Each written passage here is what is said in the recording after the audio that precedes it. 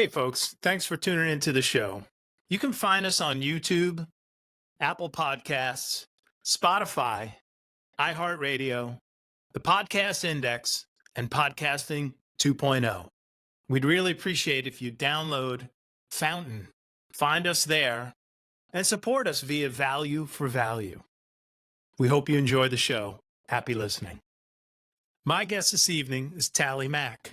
She's the CEO of Bravo Store Systems, technology company that serves the pawn industry, gun industry, and other retail outlets. Boy, you're in for a treat this evening. Tally is a fantastic woman, fantastic person, a real visionary leader, somebody who practices what they preach.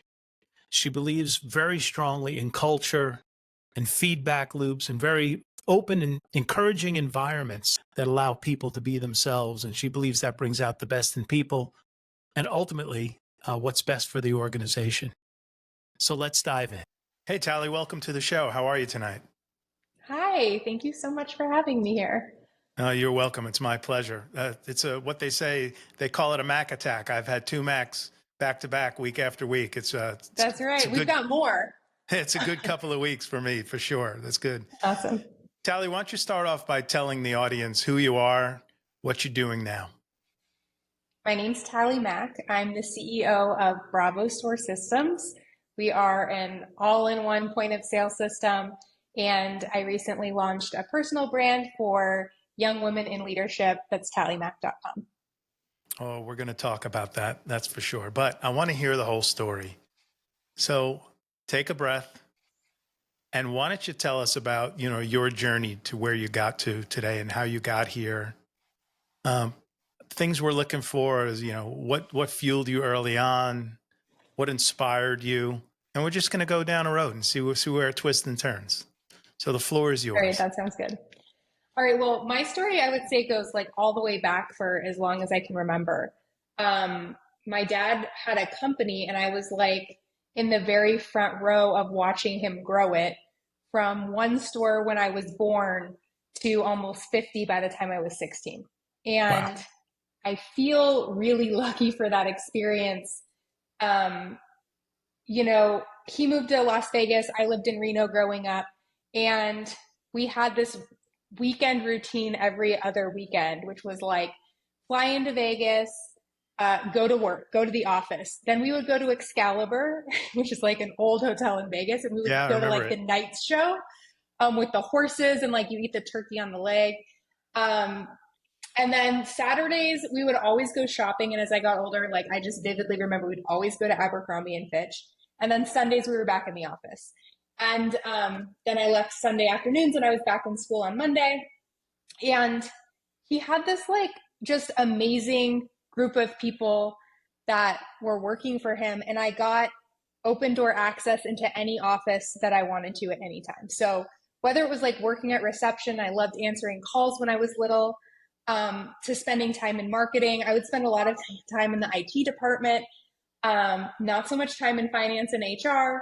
And when I was 12, I got put through sort of a formal interview process there where wow. I signed all of the stacks of papers for hiring, and I got my key on the thing that you put around your arm and my code to clock in.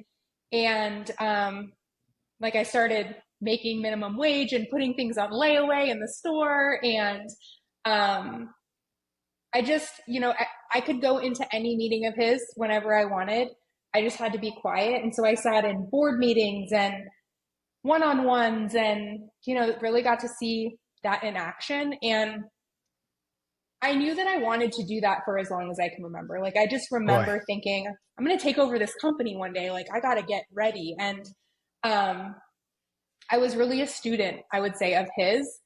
And I turned 16 and my dad sold the company. And I was like devastated. I think everybody was happy for him except for me. And I was like the prime age not to be happy for your dad.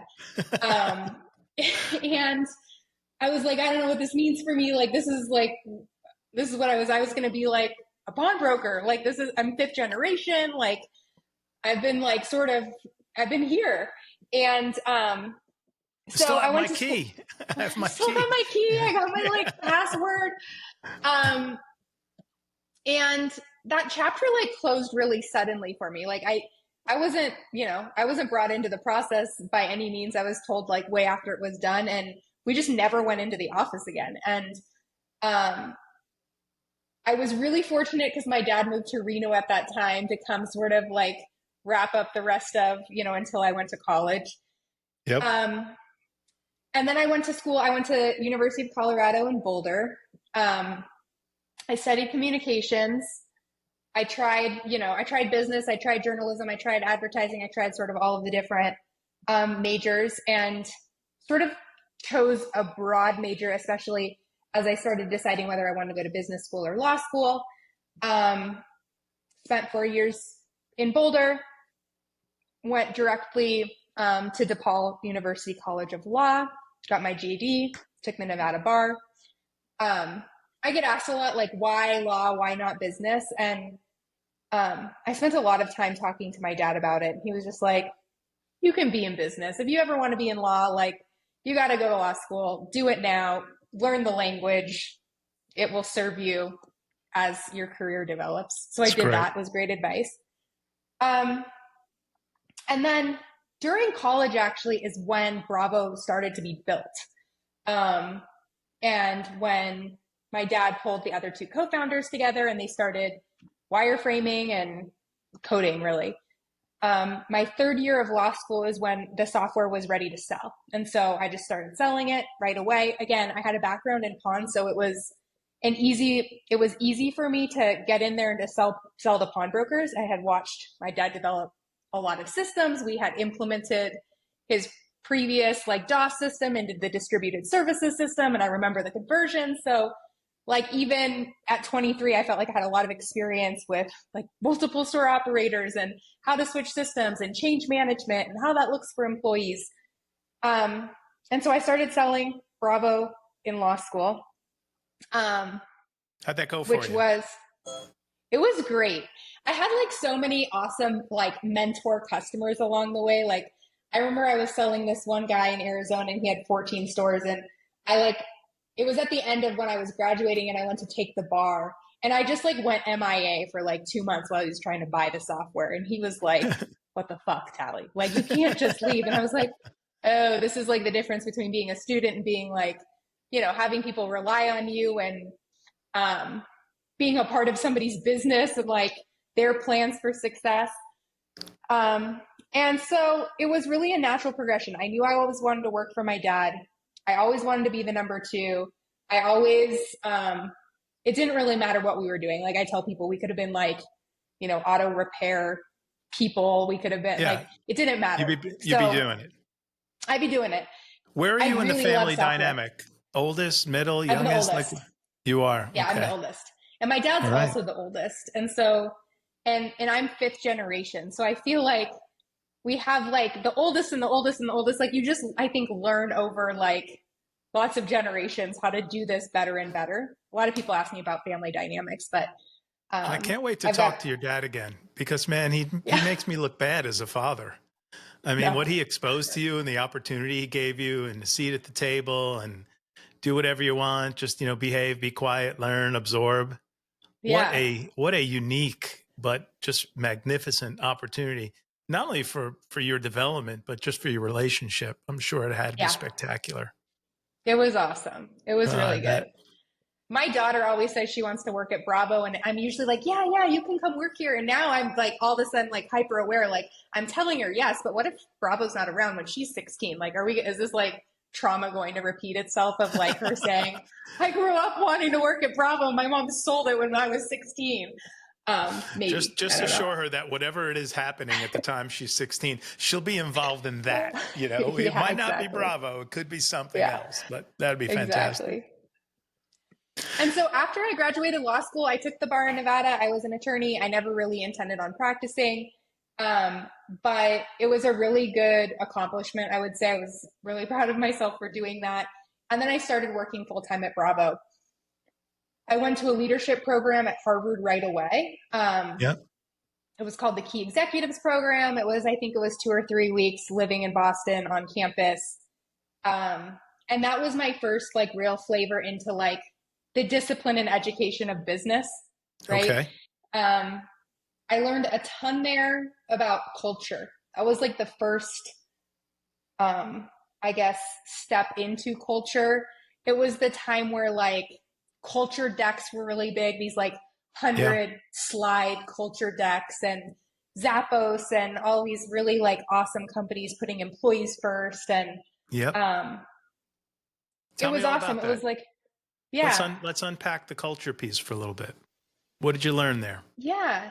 I think, growing up in business, like my dad's company had culture, but it wasn't so formalized. Like, there wasn't the mission written on the wall with the eight Right. core values with like people living and breathing it. But people were extremely loyal and extremely hardworking and saw the vision. And I think pawn is a really amazing industry because it matters, and it matters like I think on a really deep level. And everybody, it seemed like, felt like that. Like we're doing good here. We're serving underserved people, Yeah. and we're making a difference actually in people's lives. And Tally, we're going to unpack that a little bit more here. okay, It's because I didn't know better until yeah, 2014.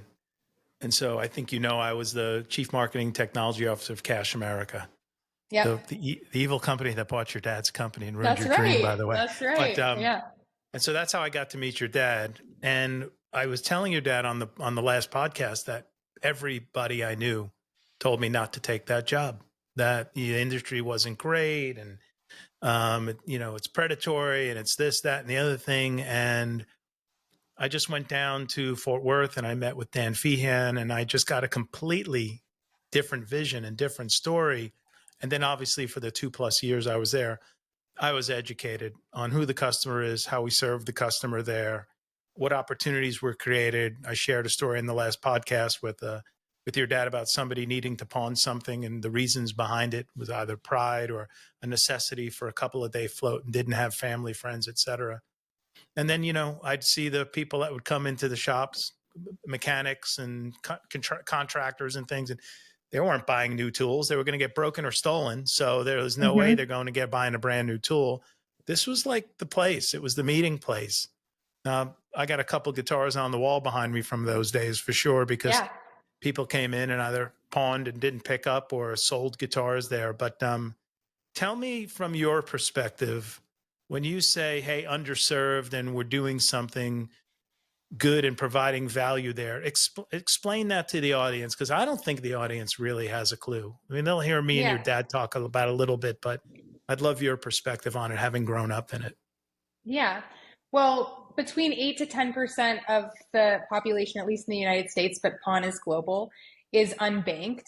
And I think the first misunderstanding of pawn is people think, oh, you steal something, you take it to the pawn shop, you sell it to the pawn shop, and then the pawn shop sells it for this like huge markup. And what a business, how predatory.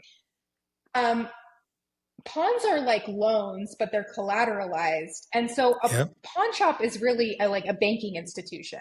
Now they do buy things over the counter. That's part of what makes up their inventory eventually. But the primary purpose of a pawn shop is to serve as a bank or a collateralized credit card to people that can't bank or can't get credit cards. Um, I think collateral is um, deeply personal to people and can be, Yes. heirlooms and things that have been passed down. But it can also be a TV or something very material. Um, and people think that like loans are like these really high dollar amount like transactions that happening. These are like $100 to $150 Yeah. transactions, to your point, just to bridge a cash flow gap, to pay a Correct. bill, to do a project. Like they're really small. And for some people, like a contractor, for example, or for somebody in construction, it's sort of a way of life. You bring your tools in when you're not using them, you get paid, then you get a job, you get paid, you pick your tools up.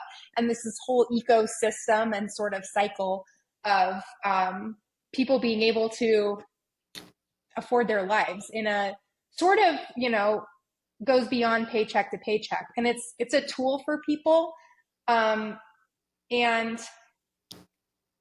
it's a lot of women, and it's a lot of people that are just trying to like do the best they can for their family, and they just Yep, need a little understood. help. And they need a little help for sure. And we know there are some exceptions, and people come in and pawn very, very, very big things, Hmm. especially being in the Vegas area. What's the Yeah, biggest thing you've ever seen pawned? I've seen a private plane pawned. What? At your Yeah, place? Come no, we on. have some really high, some customers that are Bravo customers that do really, really high dollar loans Okay. on really nice pieces of artwork like Picasso, like just really high dollar um, watches, just super luxury. Wow. I've heard somebody like pawned a yacht before. I never saw that come through like the system, but I've heard That's it. incredible. Yeah. I think like the other thing that's really cool about pawn shops and being like a millennial and my siblings are Gen Z is like it feeds really cool and like naturally into this whole like reduce, reuse, recycle, save the planet kind of thing, where we can get more years out of all of the products that we use. And if you're looking for anything, might I suggest starting with a pawn shop because there's awesome things, awesome value, and you extend something's life cycle Baya.com, by a lot. Buy.com. right? Check us out. Baya.com, That's right. BUYA.com. There's an old saying that one man's trash is another man's treasure. And boy, did I ever learn that being in the pawn shop business because there's really is a second and third very, very useful life of a lot of things. Mm-hmm. You take it for granted that some things you have, but you've seen these marketplaces open up like very, very broadly, and you must be Mm-hmm. fascinated by them all because you've been in this business forever. But Yep. you know, the Mercaris pop up Yep. and the marketplaces on Facebook, and you know, obviously eBay was a predecessor to all of that. And so, Mm-hmm. and the funny thing about eBay was, you know, eBay wasn't only the product you were buying; it was you had to win. Yeah. Like, I'm going to win this auction. I don't care if I paid twice what it's really worth. I am Totally. going, yes, I won. And I paid $50 too much for this thing. But Yeah. now with the The bidding. platforms being so broad, you know, people are finding great values in things out there. I was telling Steve that the brand Faraday actually Yeah. launched their own second generation. So why bring it somewhere else? If you've got Faraday clothes, you can go out and do, you know, sell your Faraday stuff, much like Yeah. Poshmark or something like that, you know? Yeah. My best Super friend has cool. a handbag company. It's called Dagny Dover, and they partnered with somebody to do the secondhand resale, and you can basically sell your Dagny and get points or get cash. One more thing on pawn, just because this Yeah. pawn is my first love, and it's sort of Baya too. But everything that gets brought into a pawn shop is checked by a police database, and Yep. so the Baya marketplace is, I would say, the safest place to buy where you're buying something that you know isn't sold. And like literally every single thing's been brought into a database and checked. But I think that that's another thing that pawn shops get a really bad rep for is like Yeah. they're taking in stolen merchandise. It's such a small percentage, like less than 0.5% of items that come into pawn shops are stolen. And pawnbrokers are good people. They're not taking in stolen items because they want to. Like, right? They're Yeah. That shuts taking down their in business. That's not good shuts for down their them. business. Yeah. Pawn needs like a rebrand. Like they need a really good PR agency to come in and like rebrand Pawn because like I said, I think it's a really important part of our ecosystem that's very misunderstood. I understand Bravo Store Systems is in many countries. That Yeah. correct? Yeah. How many countries are you in? We're in 6 countries we're localized Wow. for. You're Yeah. in Latin America? Mexico, Canada, UK, Okay. Sweden, we're internationalized for Panama, Costa Rica. Yeah. That's fantastic. Yeah. I don't think you were in those places when I first met Steve back in 2014, maybe 2015, but a lot has happened. A Yeah. lot has definitely happened. So you love the pawn business. You were 16. You come into it. You realize your dad sells the company. You're heartbroken. You walked us through going into sales at Bravo. Yep. You did the Harvard reboot, right? You went down Yep. there and started learning more about business and things alike. We talk about culture a little bit. Let's come back to the culture piece. Give me the top two things you took away on culture from your time at Harvard and that you brought back into the Bravo store systems ecosystem. I think it's really CEO driven would be Okay. one thing. And the work is never finished would be the Yeah. second thing. It is top down. Yeah. It is top down. Somebody has to have the vision and chart the course. And Yep. then you find out who's on the course and who's not. Something I had an interesting conversation a few episodes ago with a guy named David Karandish, who's a CEO of a company called Capacity. And we didn't talk about culture so much, but we talked about an alignment of values. This was something that he brought up. And he basically painted a picture that, the leadership team or the founders, like typically you find these group of people that really get on and get along very well. And then as they start bringing other people on, they're driven by certain things. And he put a system out there to gauge if people's values were aligned. Six points. So 1 through 6. This way you can't be in the middle. Far Yep. left was, hey, I'm really driven by a lot of money. The opposite side is I really like accomplishing goals. Yep. Where did you lean? You were either a 4, 5, or 6, a 1, 2, or 3. And he found that values was very tied to an effective culture. Is that something you guys have discussed or you've discovered, or what's your perspective on that? I think so. One thing that's interesting is that values can change as an organization changes as you mature. What's important is different, and it's really hard to realign people that came into one culture into a new culture. And that, I guess, is value realignment. Like, we used to really care about this. Now we really care about this. You used to need to be a 1 over here, and now you got to be a 6. But I think it, as long as you're intentional about the company that you're trying to build and you're transparent about what values are important at that time, I think you can probably drive, to your point, like culture through those values. But it does change. Like, our core values have gone since our first 100-slide deck. They've undergone getting more complicated, getting less complicated, changing altogether. So you did an we've never acquisition, done value right? testing. Yeah. You've done it. Yeah, we've done you did 2. an acquisition. Okay. So that's an interesting conundrum, because when you do acquisitions and you just talked about one culture coming into the other, what was that experience like for you? I would say it was the thing that I spent the most time on, is how to integrate 2 teams. Both companies that we acquired were different, very different cultures. And so for the most recent acquisition, like, I spent 6 months thinking about this, how we were going to do it, how we were going to, I guess, change the way that people work and the way that people think about our company, from being a competitor to now working for the company. I think, one of the biggest things that in the last 6 months I've observed, and that is the easiest way, I think, to bring people into the same culture or way of working, is talking about initiative. And so there's this really, like, I think it's the most downloaded HBR article called Who's Got the Monkey, but it talks about levels of initiative, 1 to 5. 1 is like, you wait until you're told what to do. 5 is you take action, you report back. If there needs to be modification, then you go make the modification, then you report back, but you're doing things autonomously. And that's been the biggest, like, I think, shift in this most recent acquisition, is getting people to take initiative. Like, I need you to be a 4 or 5. Like, you got to go out and do, find the solution, bring it back.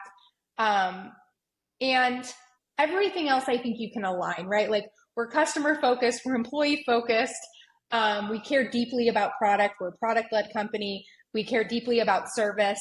These are all things that are, like, I think anybody can rally around, but the initiative is the part that's, can you upskill, or can you change the way that you're wired to work to be an initiator? And so we've How's spent that a lot going of for you? time. How's that going for you? It's good. Okay. I think it's really easy to coach somebody on initiative. I don't think it's necessarily easy to coach people on, like, you know, we're a product led company. Well, how do you coach like every employee across the organization on being product led? But initiative is easy. It's like, hey, did you see that problem? You did see it. Did you have any solutions for it?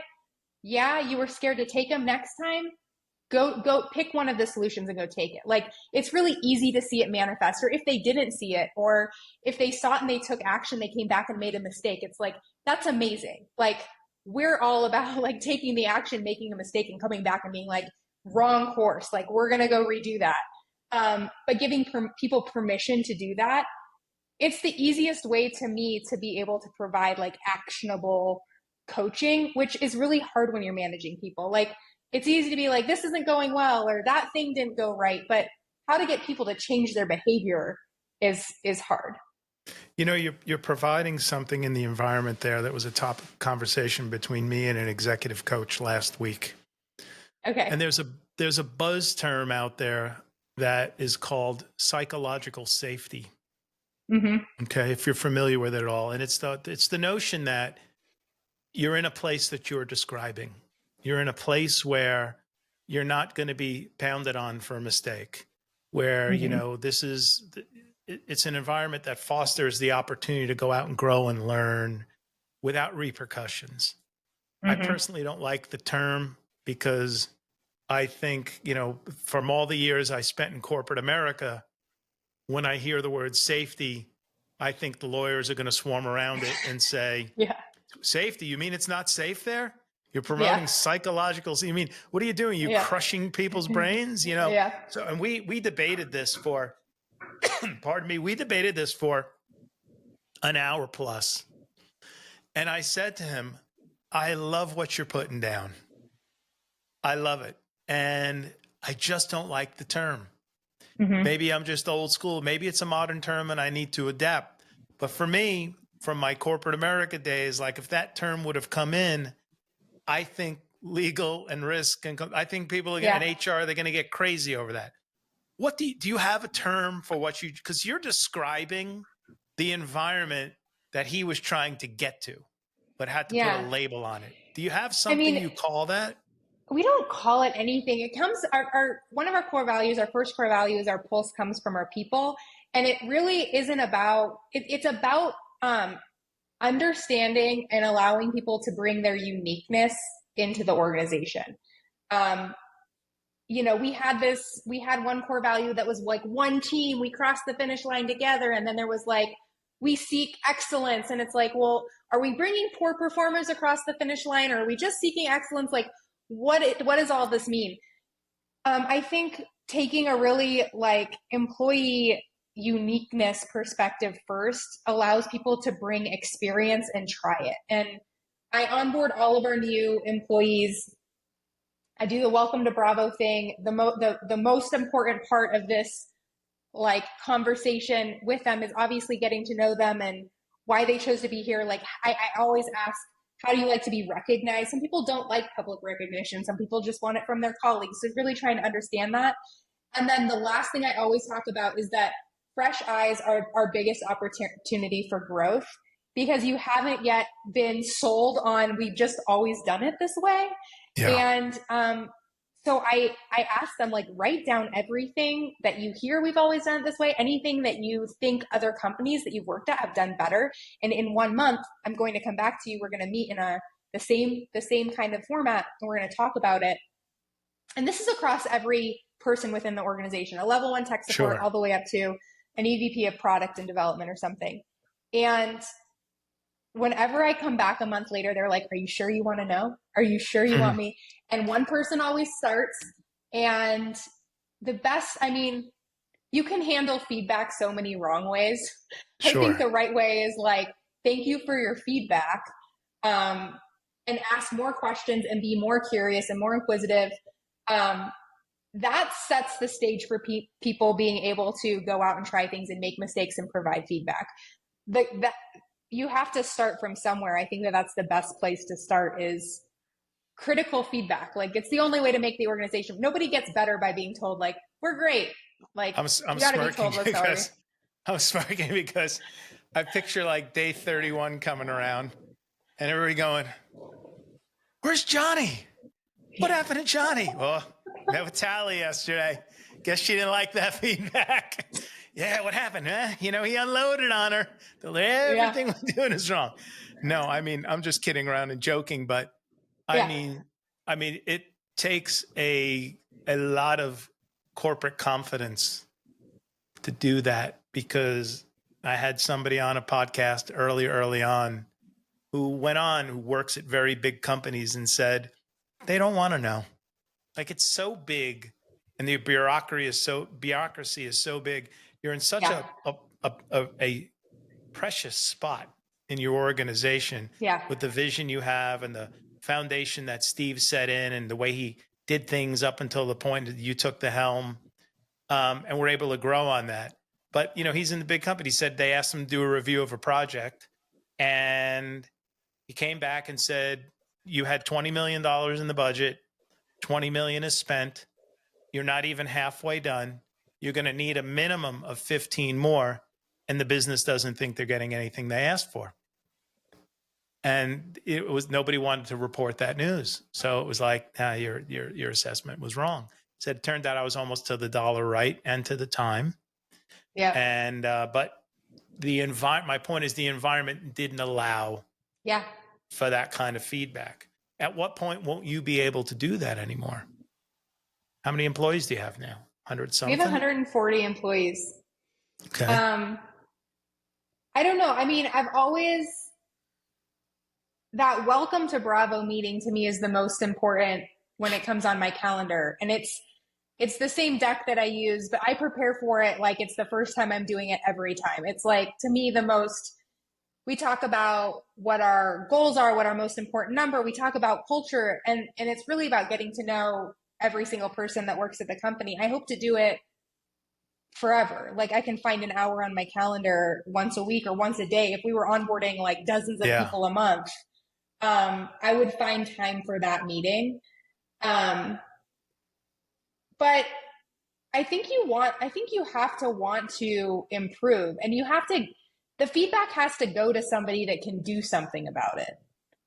Can't be escalated up through a million people, which is why I think that meeting with me is like, I can basically take that feedback and disperse it to whatever department is relevant. Like, oh, you feel like you didn't get enough training. Okay, I'm talking to our trainer. I'm talking to our head of HR.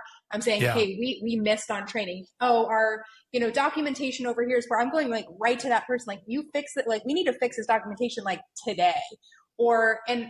And that's, I feel like, the key to this all is that if you're going to ask for feedback and you're going to ask your leaders and your managers to ask for feedback, they have to be empowered to go solve the feedback.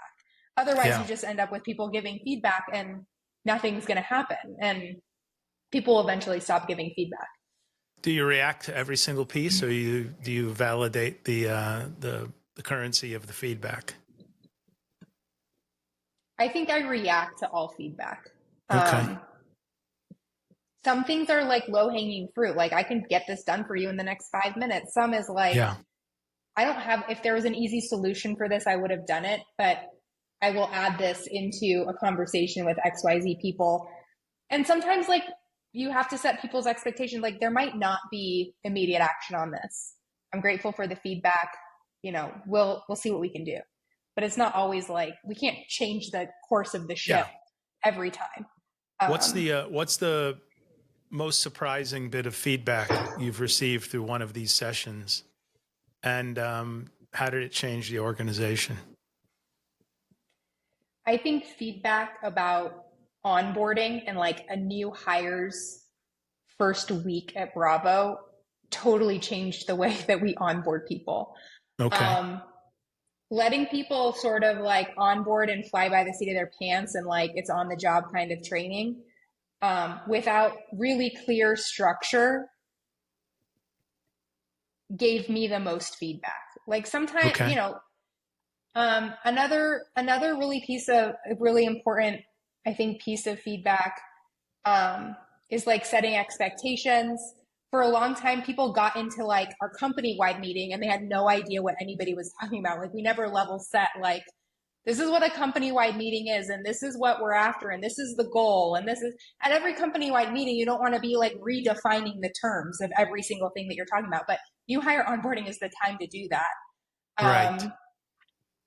And I think the most recent piece of feedback to your point of like, how do you do this with larger teams is for a long time we were in office and then we went remote, but like half of our company had worked together before. Well, now 20% of our companies work together in an office, but the rest is all remote. And so really now we have to be intentional about connecting people, finding opportunities for people to work across departments, to get to know each other.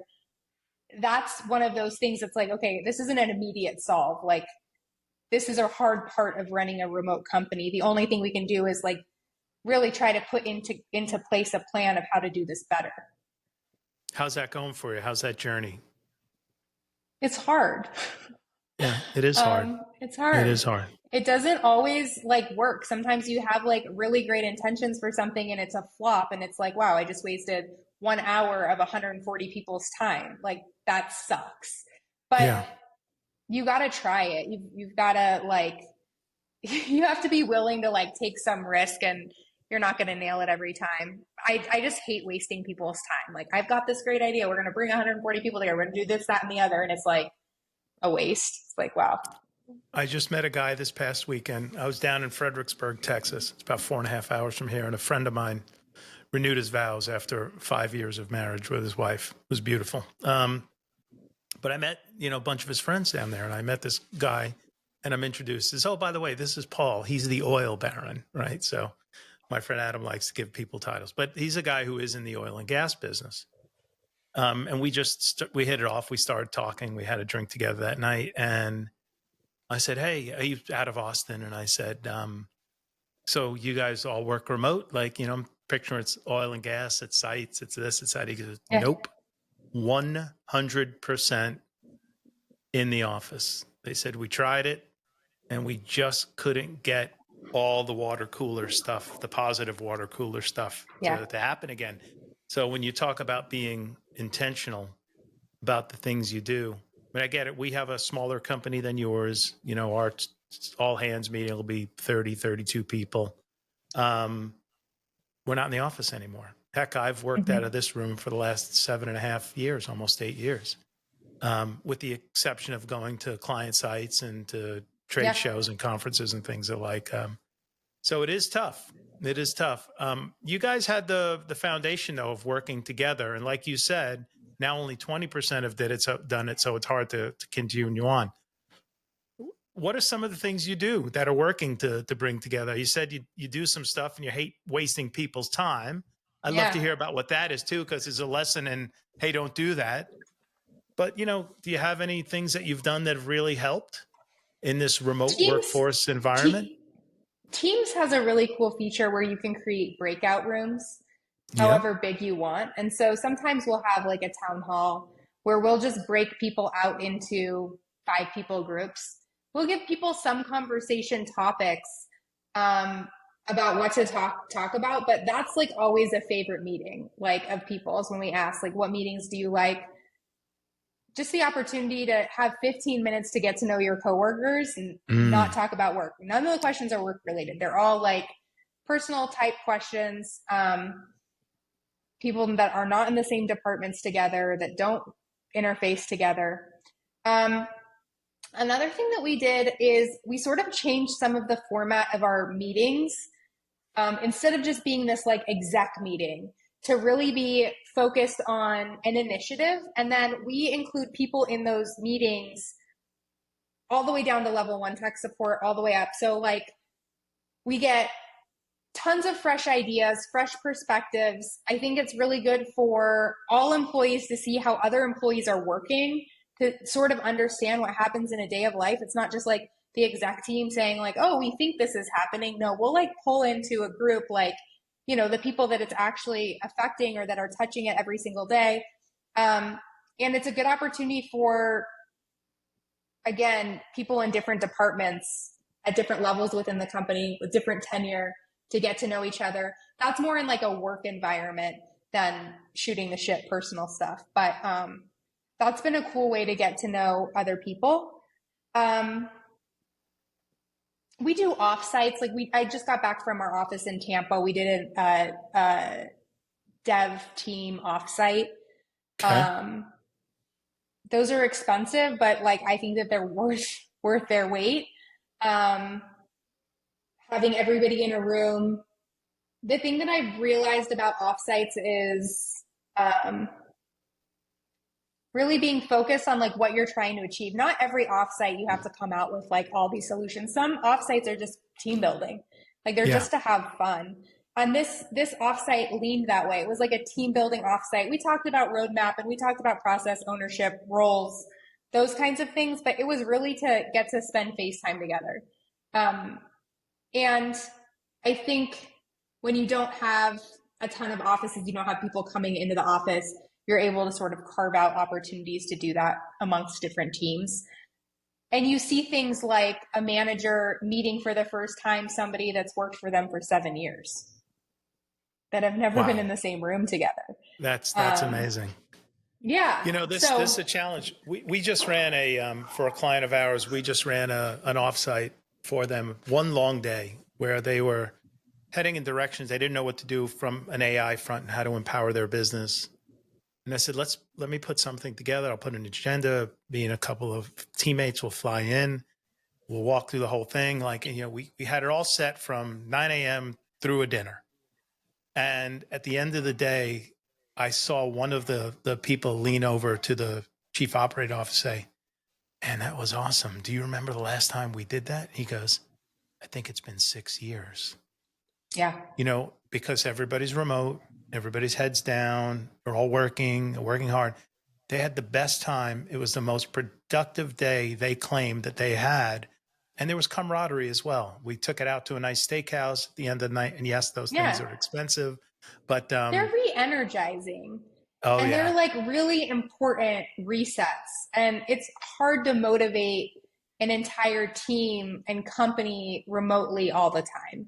You need like infusions of like energy and like a symbiotic, like we're all coming together. And then it's easy to go back and sort of like work behind your keyboard for another few months or few years even. Yeah. But it's really energizing, and it's not like the cost of doing it isn't what you get out of that one day. It's what you get out of the months following. Yeah. One of my business partners, we have a full team call every other week. Pardon me. And he seeds a question in the morning that he wants to go around the horn, and everybody wants to ask it. Wants everybody to answer it. And I tell you that when he started this, people were like, they were just in pain. They just didn't want to participate. They didn't want to. He's going to ask me another question. They're like, I can't even believe it. Yeah. It's going on for years, but he's relentless. He's like, I'm not going to give this up. We're learning about one another. This is really great. He loved it. But last week, the night before, he sent the question out, which he hadn't done. So the meeting's Tuesday morning, Monday night, email goes out, goes, "Hey, just so you can think about it, because this is an important one, this is the question for tomorrow." And the question was, what would you tell your 18-year-old self? Okay. The tide shifted. People were excited. Like they were so engaged in this question. It was one of the better team huddles we had. And the things we learned about, like, you tell a lot. People have, this looking back perspective. And I was in shock. I'm like, yeah, people officially love these questions now. This was the turning point. And I said to Steve, that question has to go out on Monday nights from now on. That was the difference. They didn't get caught flat-footed. They got to think about it. It really worked. And you felt something different when people got to connect with little pieces of themselves and you could think about something you're comfortable sharing or not sharing, and people can certainly opt out.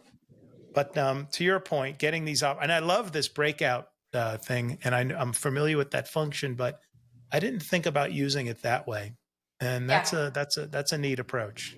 Super like that. Hey, I would like to shift gears for a second Yeah. because I went out to this new website, tallymac.com, and I saw something super cool that you're working on. And I'd like to take a minute and let you tell the audience what you got out there, how you started it, why Yeah. you started it. And then I'd like to just learn more about what you're doing and the effect that's had on you and people around you. Yeah. I think, my identity is like pawnbroker first, then student, and then maybe a CEO of this company.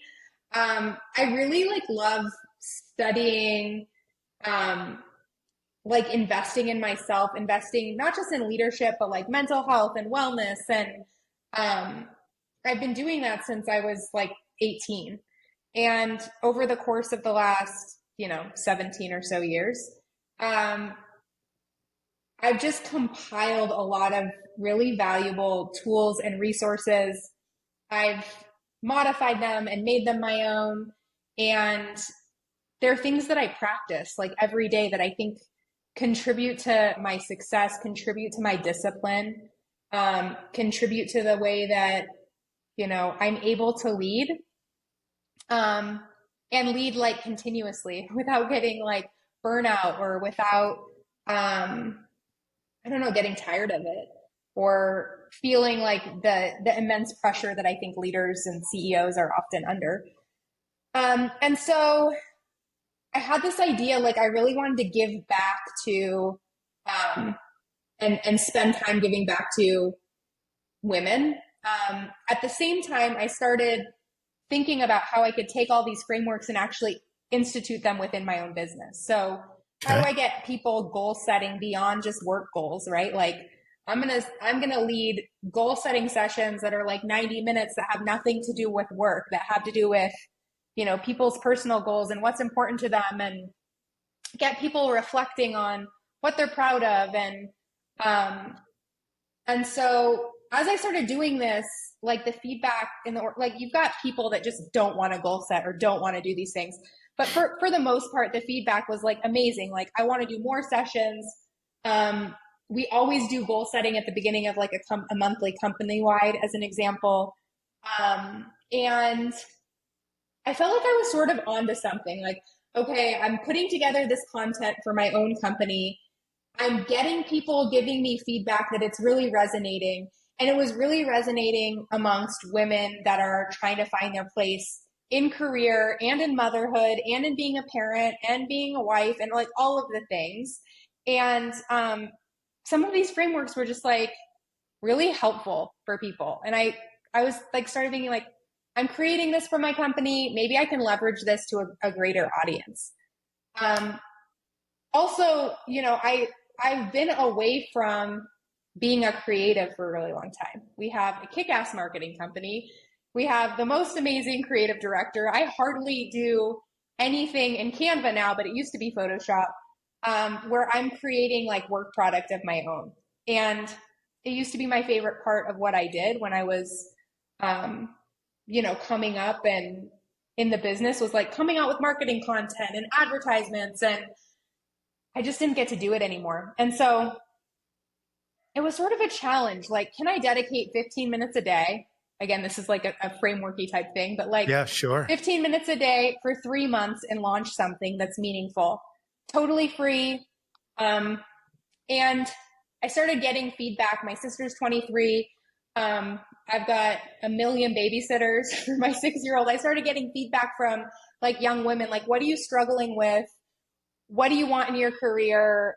Like where are you, and how do you plan on starting? And they were all just like, I don't know where to start, and I don't know how to ask for what I want, and I don't even know how to organize my day, and so I just started coming out with content, like all of the content that I already had, goal setting, and this thing that I call week of, for like setting yourself up for week over week over week success. um, and I think the thing that I like the most about it is helping people reflect on like where they've been, not just like where you're trying to go. Like I think we're always sort of looking to the next thing, but we very rarely give ourselves opportunity to reflect on like where we've been. To your point about the 18-year-old question, and probably why that was so meaningful, is like we just don't think about that stuff. I don't think often enough. Yeah. And so I launched the website, and it ebbs and flows depending on what I've got going at Bravo.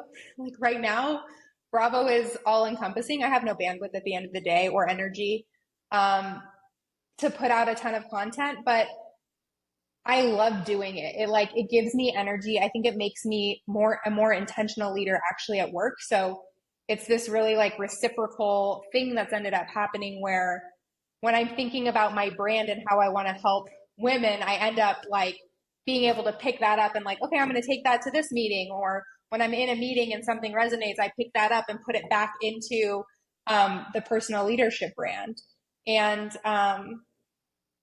I'm really It's excited about super it. It feels, important. Yeah, it's super yeah. important to do something creative for yourself. What you might not know about me is I used to be in the music business back in the early to mid 90s. I was a signed writer, producer, and I was a producer, produced records. I had 54 songs cut with various artists in Mm, film and television. And when I left that, I felt like all my creative juice was toast, was done. yeah. I got into technology, and I became creative again because there was a certain aspect of Hmm. technology that felt a lot like the music business. And then, of course, I started writing code and building websites and doing Yeah. things. But this podcast is exactly that for me. Like I have no preconceived thoughts about what this podcast will do for me. I feel like it's creative. I talk to people that I either like ahead of time or I like even more, having known a little bit about them and done. But the point is, it's so important to fill your cup with something that makes you feel good and give you a purpose outside of what you may be responsible for. Because as life goes on, you become responsible for a lot of things. Yeah. And you said something early on, self-care. Yeah. Self-care is so vital. It is so vital to have self-care and to be aware that you might not be applying it to yourself. That's the first thing that I've seen. People don't even know they're abusing themselves Hmm. because they're treating themselves absolutely last. And some people wear it like, Yeah. like an Proud armor. of it. Oh, yeah, although I worked 90 hours this week and I didn't Yeah. see my So kids busy. I'm Yeah. doing all this stuff. And I'm like, you're gonna be dead by the time, prematurely. I Yeah. mean, and then what will you look back on? Will you have Yeah. taken in a moment? Will you have done something to fulfill yourself? Who have you helped? Yeah. How will you be remembered? Will you be remembered that the guy worked 80 hours a week, or somebody helped somebody through an interview get a job Yeah. or succeed in business or do something, or you were an ear when they were maybe at their lowest point? Yeah. I mean, those are the things that I have personally reprioritized. So when I hear you talk about your mission to get young people specifically, like this is so huge, Tally. I applaud you for doing this. This is so huge because these are not the things, there's no curriculum for it in high school. Yeah. There's barely a curriculum for it in college. You have to sort of self-discover your system, Yeah. right? And you call them these frameworks. And sometimes you get lucky and you get it. Sometimes you don't figure out until you're 30. Sometimes you don't Yeah. figure out until you're 40. Sometimes you never figure it out. And so Hmm. you're leaving these, you're saying, hey, and talk to my pal Coach Tony. We say all the time, it comes from Tony Robbins, success leaves clues. Model success. So you've been successful with all these frameworks. You've tweaked them to become more successful, and you're leaving these things behind. So if anybody's listening, go out to tallymack.com and see what Tally's throwing down here, because I could tell you this. Bravo is lucky to have you from Thank this you. dialogue that we've had around the leadership skills you've built. Clearly, they were natural. I think you learned a lot, but clearly I could tell you this was innate since you were very, very young. And I think it was because of that 12-year-old job interview you had to go through. Yeah. That's And you had right. to do all this stuff. It was unreal. So what are your hopes for tallymac.com? What would you like it to become? I want it to be like a go-to guide for somebody that's, um, maybe leaving their college years behind, trying to find their footsteps in where they want to go in their career. And one of the things that I see, and that I felt and that I watched my sister and my cousin and all these babysitters like feel is this getting on the hamster wheel so early. High school, what college are you going to? College, what are you doing after college? College, when are you getting married? Married, when are you having kids? When are you gonna have a second kid? Like Yeah. you get on the hamster wheel so early, and it seems like it just gets earlier and earlier. Like now it's in middle school, and um, I think you can totally take control of that and take control of your life where you don't owe anybody any type of explanation of what you're doing next. But you have to be confident in that. And you have to be confident that you're taking the steps to build where you're trying to go. And so that's my hope is that people don't get stuck into the hamster wheel, or people don't feel obligated to have this like huge plan, like that's so elaborate. All you have to do is feel confident with the next step and the step after that. It's just like it's one step at a time. And I Yeah. tell myself this in business sometimes, like on the shittiest days, it's like, it's just one step in front of the next. Like, I will get through this. It will be okay. It's not going to be easy. Nobody said it was, but it's just one step at a time. It's one day at a time. And then all of a sudden you're out of it. And it's like, you did it. You accomplished it. It gives you more confidence the next time it Yep. happens. You can prepare for it better the next time it happens. But that would be like the message is that nobody said it's going to be easy, and it won't, but at least to give you the tools to be able to get one foot in front of the next until you're in flow. I'm grinning here because you know what my answer was to when they asked me what I would tell my 18-year-old self? What? My answer was, it's all going to work out. It's all going to be Yeah. okay. Yeah. That was my answer. And I was my nephew's been living here for the past year and playing on the golf team, and he was part of the program there. And they had a golf banquet. And at the very end of the night, the head coach of the golf team, really great guy, has been here for a long time, runs the high school program like a college program, very, very elite. And he said, I'm going to leave you with this for those who are graduating. He said, golf's not easy, but life's not easy. And the best you should be working towards is that you become better at hard. You just become better at hard. And so I'm grinning because this is, with different words, these are all the things you're saying that you learned on. I want to ask you a question about the hamster wheel, because boy, I love this conversation. This is fantastic. This is something that I think is often caused by parents. I think, every generation wants their kids to be smarter than they were, better at something than they were, more proficient at something than they were, and much earlier. And I see so many parents, and I'm not going to judge them for it. It's just not my thing. But they're so focused on, oh yeah, my kid's 3 and I've already got them enrolled in, quadruple systems, and they're speaking, Mandarin, and they're speaking French, and they're English, and they got 5 languages by the time they're 5 years old, and they're on a track to graduate high school and college by the time they're 14.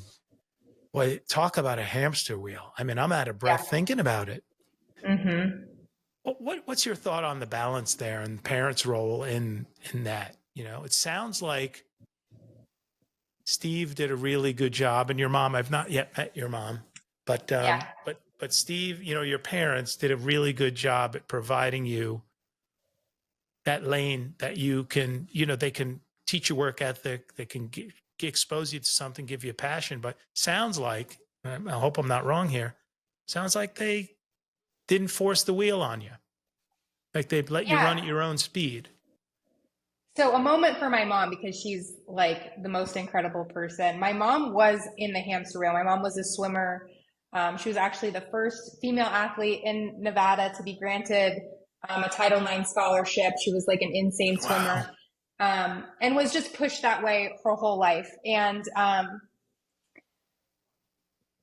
she's this like eternal optimist. Like everything is glass half full, and everything is, it will work out. And I think I always had a lot of autonomy growing up. Like, she always says, like, I taught you all of like the best decision making before you were 6, and then when you turned 6, like, it was just sort of guardrails, and like you were making your own decisions. And I've tried to do that um, with my daughter as well, because to your point about being able to do hard things, you don't turn 18 and all of a sudden you can do hard things. Like, hard things start even when you're really young.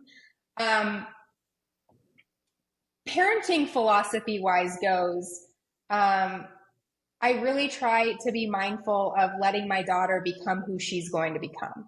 And I've always had, conversations around, if she was like the most gifted scholar, I would find the best school for scholars. If she's like an insane athlete, like, I would get her morning coaching and like however far she wants to push that. If she's like a well-balanced C student kid and she's social, like, that's what I'm going to lean into always, into trying to let her be her best version of herself without me um, putting anything on her. Yeah. So far, she's not elite at anything. She's very artistic. And so we do like a lot of art projects and things like that. But um, it's so easy to burn out, and like life is so long um, that there's no reason, I don't think, to live your life vicariously through your kids. And if you do so, it's not never too late to start your own life, or to start your own project, or to start your own hobby, or, like, I just got into fly fishing, or like pickleball, or whatever it is. Like, as a parent, you can always go find your own things. You don't need to like put that on your kids. Are you Um, playing pickleball? I am playing pickleball. You are playing pickleball. Yeah, I've been I've been getting influenced to play pickleball. I play golf, and there's not a lot of I room for call both. myself a bandwagon hobbyist because, like, I also play golf, but anything that's like bandwagony, like Peloton, baking sourdough, like, it doesn't matter what it was at what point, but like, I try to lean into those hobbies because it's you don't have to think about them. It's like, what's cool right now? Pickleball's cool. Like, let's get a paddle and go see what it's all Pickleball's about. insane right now. It's There's a insane and it's franchise so around here fun. called Chicken and Pickle. I don't know if they Yeah. have them in Vegas, but Uh-uh. go. It's like a what would I call it? It's like a Top Golf for pickleball. Amazing. Yeah, you just I go just there and like there's love food and drink hobbies and where you're like pickleball. smiling. And pickleball is one of those. Golf is sort of one of those too, because it's so frustrating that it's hard not to like just laugh at yourself. Wait a But minute, you pickleball, smile during golf? yeah, I do. I do. Okay, It's I'm like, getting there. yeah, I need more self care in order to smile you need more during self-care. golf. I But do. pickleball is just like, it's really hard not to be smiling when you're playing pickleball. What's what's next? What's on the horizon for you as the CEO of the company? What's on the horizon for from the market perspective for you guys? And then lastly, what's on the horizon for you personally? What do you hope to see happen? So from a business perspective, um, we're growing, and that's like a really fun place to be. I don't like, I'm super grateful for that. Try not to get out over my skis, like really trying to scale smartly. There's obviously so many like AI tools and automation and things that we can be bringing into our organization to help us, not just with the quality of the work product, but with the quantity of the work product. And Yeah. finding the balance there is challenging. Like, um, and so my hope for Bravo is obviously that we continue growing. I would love to do more acquisitions. That really, like, the thoughtfulness and the preparation and the excitement and the execution that has to go into an acquisition, to me, is like the most fun. Anytime we're like in the middle of one, it's so hard. It's so, every day it's something new. It's always like some type of fire, but it's so rewarding. And it's like, to me, I think it's the best part of running a company is when we're doing acquisitions. So more of those, I hope, are in the future. Continuing to build out the company, but also like just an executive team and leadership team. Like I love the people that I get to spend all day on meetings with, um, getting to know them on like a personal level and watching them like grow and develop in career and also in their personal lives, um, is the best part of what I do. And so I think that that's something that if you're not in the moment being grateful for or spending time um, enjoying it, it passes you by. Like that's something that I Agreed. think people take for granted. The people that you work with, that you spend however much percent of your life with, those friendships and relationships that you build there, um, more of that always.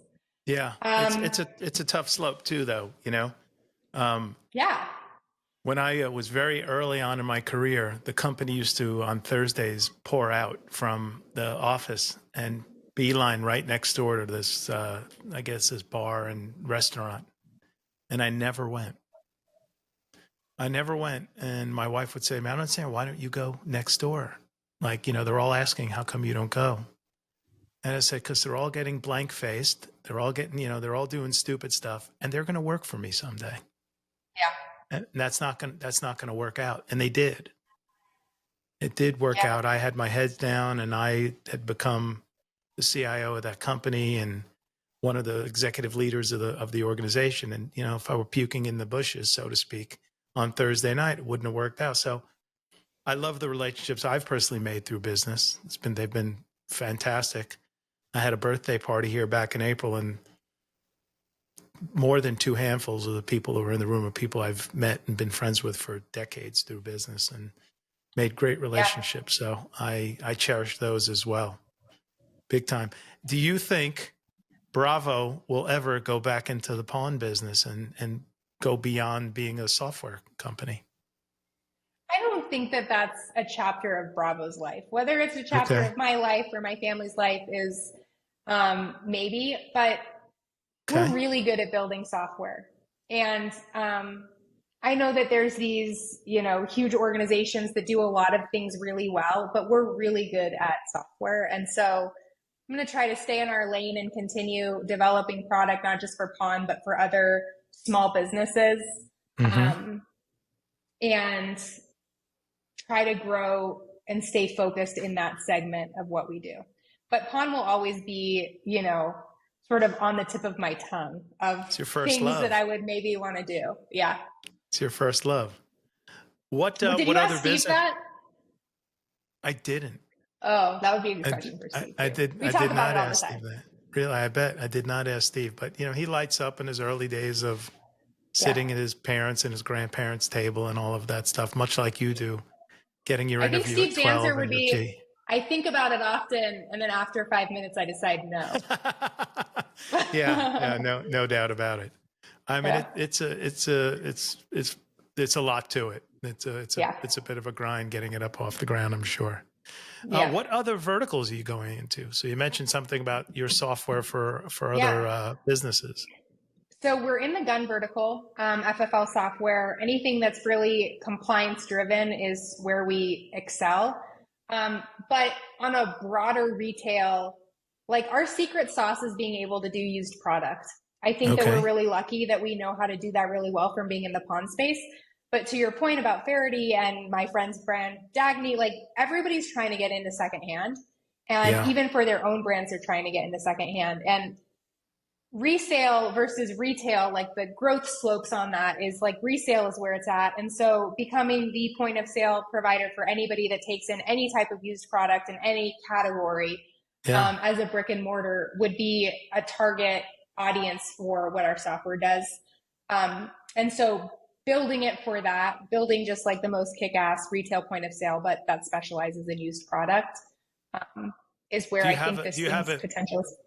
do you have a vision of like going out to other, you know, retail manufacturers, whether it be clothes or anything else, and say, "Hey, I can white label you, you know, Yeah, the next life." totally. And is that something in your Totally. roadmap? Yeah. Yeah. Yeah. So rather than Faraday building their own, you could be like the Saber of Second Life merchandise. Sabre is the travel platform, right? Yeah. That all the airlines run on.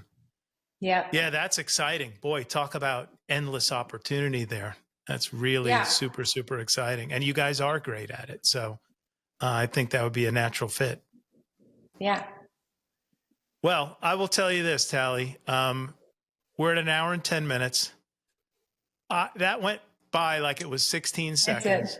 It did. I am so glad you came on tonight and that we had this conversation and you let me and the audience learn a lot more about you. I said it earlier, maybe about 10 minutes ago. Bravo is incredibly lucky to have you. The employees there are lucky with your approach. Yeah, I could tell the kind of leader you are just by this conversation. I have no doubt that whatever you set your mind to do next, it's just going to happen because there's going to be a method to getting there. That's right. And it's going to be chopped up to 1 million pieces and then reassembled at the finish line. And you're going to break it down piece by piece. I can't say thank you enough for coming on. Keep me posted on what's going on. And maybe 6-7 months from now, I'd like to circle back around and see if you're willing to come back on. And we could talk, now that we got you out of the way, we could talk about anything we want to talk about. You're an easy conversation. So much. Thank you You're so welcome. much. You are welcome. Have an amazing night.